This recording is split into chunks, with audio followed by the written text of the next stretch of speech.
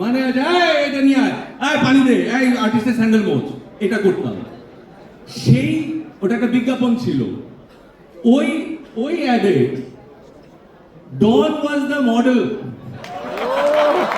I was what, ছাগলের 3 number বাচ্চা। গল্পটা পৃথিবীকে বলা হয়েছে আগে, বাট অলসো এটা কানেক্ট করার জন্য আমাদের ছোটবেলার একটা কথা মনে পড়লো। সেটা হচ্ছে, there was a time যখন আমি একটা প্রোডাকশনে অ্যাসিস্ট্যান্ট ডিরেক্টরের কাজ করি, মানে এটা নিয়ে আয় পানি দে, এই আর্টিস্টের স্যান্ডেল মোচ, এটা করতাম। সেই ওটা একটা বিজ্ঞাপন ছিল, ওই ওই অ্যাডে Don was the model, I was what, ছাগলের 3 নাম্বার বাচ্চা। বাট সি, লাইফের সাইকেলটা এরকম যে আমার স্বপ্নটা অনেক দূরের ছিল।